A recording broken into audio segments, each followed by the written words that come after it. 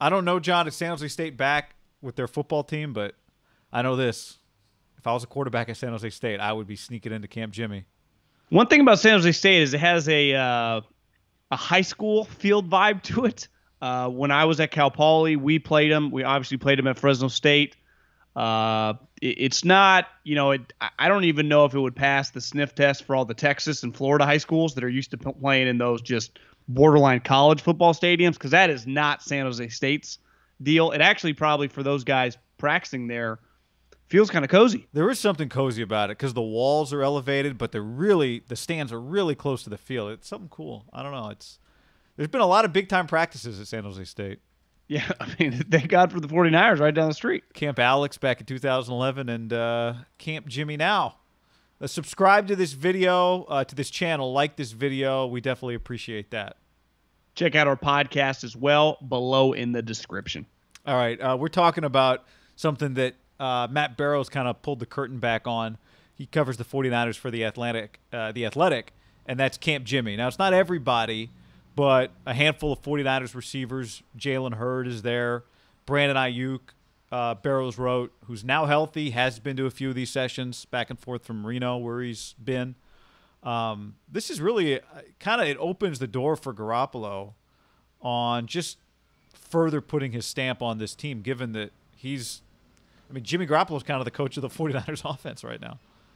Well, think about this. During OTAs, when you bring in your rookies, when your veteran guys are there, and you're just having a legitimate practice, you've been to them, I've been to them. A big part of the practice and the voices you hear are from the coaches, offensively and defensively. But with the 49ers, who is sitting right there with the quarterback with a walkie-talkie in his hands? I don't know. A guy named Kyle Shanahan, who's the play caller. Well, the one thing at these, Camp Jimmy is Kyle Shanahan. He is the voice of reason and the understander of the offense. Also, when you look at the picture there to Jalen Hurd, missed the entire season last year. Brandon Ayuk, 4 months ago, was at Arizona State. You got guys, when they get in the huddle with Jimmy, like he's giving them all the direction. He's telling them the play. He's telling them when they screw up. He's coaching them up after the play. It's a big kind of leadership moment to me for the quarterback. You don't have a choice. We always hear some guys are vocal leaders. And I think Jimmy, just the vibe around the team, he's a little bit more, his lead style is by actions. Like he's a hard worker, gets there early, but he's not Mr. Rah-Rah, I think, But I don't think you have a choice in this situation. You have to be pretty vocal, right? Yeah, yeah. The other thing is I think back to something David Shaw told us about Christian McCaffrey. Like Kyle Shanahan is going to rely on Jimmy to communicate back with him what he thinks of Brandon Ayuk. How's Jalen Hurd doing? How's Trent Taylor doing? Right? Like he is the conduit back to the guy who makes all those decisions. But so much of his career has kind of been as the Robin. That's if Robin never played, I guess, in New England, but it was Tom's deal. You take over for Tom, and you're right. Now, by and large, some of it is unfair. You and I think we talk about this. Not that unfair matters, but Jimmy was better last year than the perception when someone's shorthand throws out. They only threw the ball 4 times or 6 times or whatever it was against the Vikings. Yeah. Kyle didn't want six. I think 6 completions in the Packer game, 8 attempts. Or the Packer game, sorry. I don't think he threw much in the Viking game either in the second half, though. So it was a 6-quarter run of a lot of handoffs. And then the Super Bowl where, the end of the first half is what a lot of people remember when it comes to him, fair or not. So it's when it goes really well, it's like, well, Kittle or probably first and foremost what you said, right? Kyle dialing it up, running the football. There's a run offense. And it's not that Jimmy needs to do a lot more necessarily, but it just is about maybe putting his stamp a little bigger on this team, making it even further. I don't think the players doubt. Like we've talked about what Kyle Juszczyk said on Good Morning Football after the season. Like they've got his back clearly, but maybe it is just about for his own growth, kind of taking the reins a little bit more. One thing I would imagine, and this is where the 49ers are lucky to have this facility with a college right next to theirs. They probably send a camera guy there who is in the stands and can film it, and then the coaches are able to watch it. And then, as Barrows wrote, they talk about you don't the think install. The coaches just watch the Athletic video in the Barrows Zoom? No, on IG? probably not. and then they were able to coach him up. So I think there's an element of it's 2020. The technology we have is pretty seamless. It was probably even a lot different. I mean, it was. I mean, we know we lived through it in 11. Technology has changed a lot in the last 9 years, right? So the ability to adapt while it forces Jimmy to coach him up, but also keep the coaches involved, it might be a more seamless transition than I think we all on the outside assumed. And maybe even the coaches when we started what was immediately the OTAs got canceled, right? Like you weren't going to have, it was all going to be virtual. Maybe I would imagine at the end of the year or in 2 or 3 years, we'll look back and go, you know what?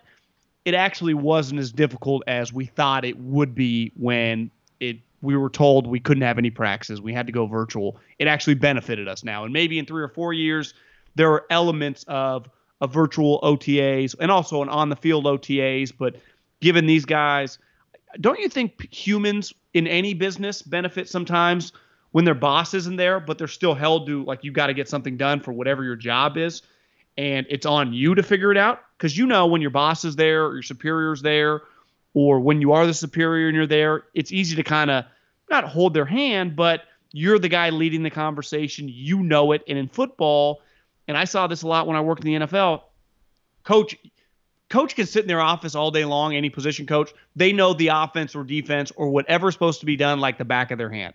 Do you know what does not matter? What the coach knows on Sunday. You know what matters? Does the player know what he's supposed to do? And I think this forces, like, there's no coach telling you you're screwing this up. It's going to be on the player. It's going to be on, the quarterback holding him to that standard. It's going to be on his teammates that do know what's going on. You could argue it might actually be more productive for a younger guy when he's feeling the pressure. The media's out there. Richard's messing with him. You can just kind of ease into it a little bit, right? Yeah, I mean, you think back now the pressure. Now the pressure is going to come when the season starts or practice starts, but maybe this period, the transitional period, is a little smoother. Think back to 11, Camp Alex, and you're the one that brought up Camp Alex to me yesterday. Niners went 13-3. Like, there are a lot of different things that went into that year, right? It was Harbaugh's first year, but Alex Smith was not like some MVP candidate that year, right? He was 17 touchdowns, 5 interceptions, and yet we look at it like it was this massive year for Alex Smith's growth. Well, I think part of that is hindsight, but part of that is even in the moment, Alex Smith during the lockout collecting all the players, getting everybody together at San Jose State. Here was this guy who had like a different offensive coordinator for every year he'd been in the league, let alone a different head coach for almost every year he'd been in the league, who had been given up on, who even at that time, unlike Jimmy, Alex did not have a contract, right? Alex was not technically the 49ers quarterback, I don't think. He couldn't officially sign a contract till the lockout was lifted, right? He had kind of given him a handshake deal, but we've seen weirder things happen in the NFL. And he was already a guy that was respected by teammates, just like Jimmy. It's not like he became this whole other person, but he just took control. It became his football team. And then they were winning games with, their defense, obviously, and him not making mistakes.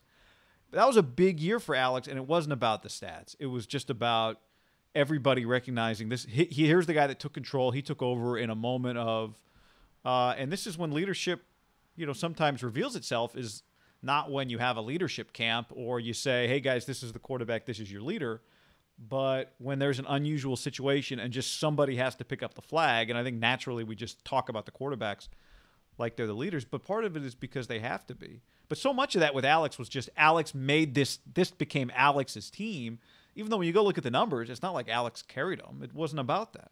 You could argue, though, the situations – Jimmy has way more equity, especially with people that don't know him, based on this last year. They just went to the Super Bowl, right? And he threw 27 touchdowns. Yeah. It's just he's already way ahead of that curve where they're on the outside, there are questions. But I think internally, everything that was said by the players on that team, if you're Brandon Ayuk, you're just going, well, this is the guy that's starting quarterback on a Super Bowl team. Even though there are some of these kind of simmering, like, is he good enough? He's way ahead. Yeah. And you really could see, like, we're talking about the short term this season, but what if this kind of springboards his, run of quote unquote his prime, like 28, 29, 30, 31, 32, this stretch of years that you'd go, Jimmy could just become solidify himself as a top 6-7 quarterback every year in the league, right? Yeah. Yep. Because he's in this weird threshold of he's not in the Mahomes, Wentz, kind of the guys we view as super young. Not Wentz isn't technically, but even Goff, Deshaun Watson. But he's not like the Rodgers, Roethlisberger crew.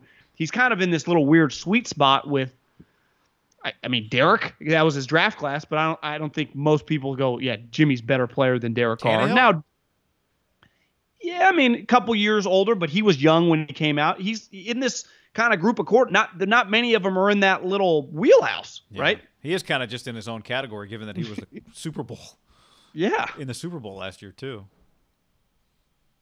So, the one thing that's been said over and over how complicated this offense is. They are going to depend on now. Jalen Hurd injured, probably got a lot of mental reps. The 49ers have a lot of guys that have mastered mental reps over the last 3 or 4 years. That's what happens when you have an injured team. But Brandon Ayuk is a guy that they are really, really going to depend on, right? And Debo benefited from, one, he was around Kyle at the Senior Bowl. So they just had a feel for the person right away. Just the basic, like how to talk to the guy. Then he has OTAs, then he has training camp. There are still some unknowns how this thing, when it gets started back up, if it's going to be different, if your practice time, preseason games are getting cut. This is, to me, the most important for him, right? Because just you're not going to have as many reps in the fall. The season can get pushed. Who knows? So every rep that he gets with Jimmy Garoppolo, to me, is monumental for a guy that you draft a guy in the first round. I mean, we can pick and choose whether he gets 50 catches, 70 catches, whatever. They are, regardless of what the number turns out to be, they're depending on him to be good. And they're depending on this time with him to be valuable because he's lost out on so much other time. This has been, if you're a rookie who's asked to impact your team right away, this is less than ideal. Big time. So you got to maximize it in every way possible. Let us know what you think down in the comments below and like this video. We appreciate that. Like that.